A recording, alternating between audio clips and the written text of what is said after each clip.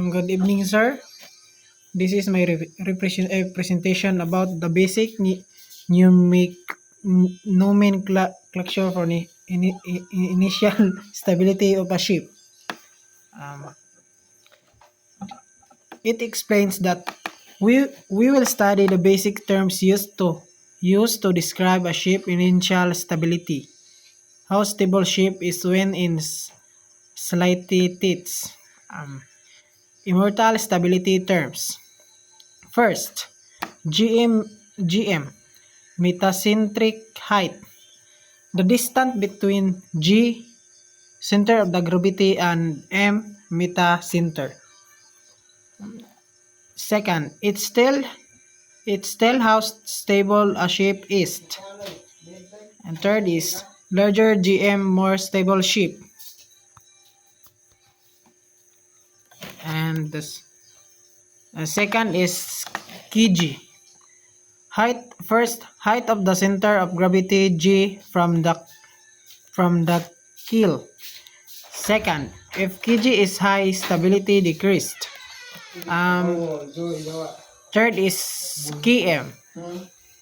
Height of the metaconter M from the keel. Used to calculate GM. Formula GM minus Km minus Kg.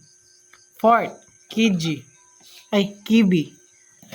Height of the center of the buoyancy is 8 from the keel. Change when the ship keel. Fifth, GZ, right lever. Horizontal distance between the line of weight and buoyancy.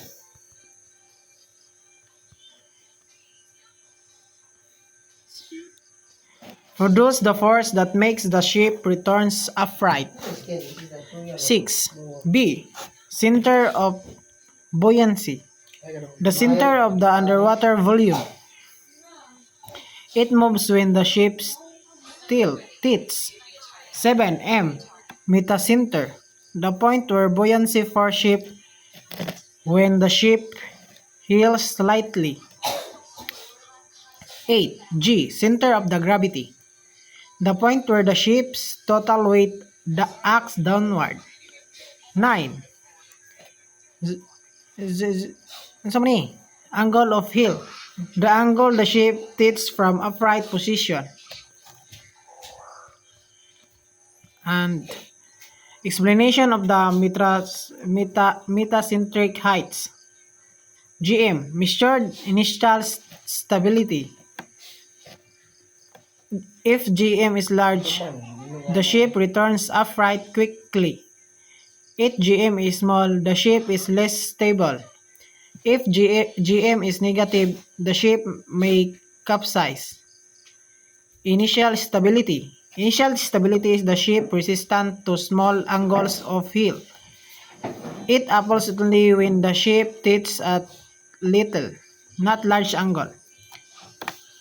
Stability of a ship. Stability means the ship's ability to return upright after being pushed by wind waves of shifting cargo. Stability of a ship.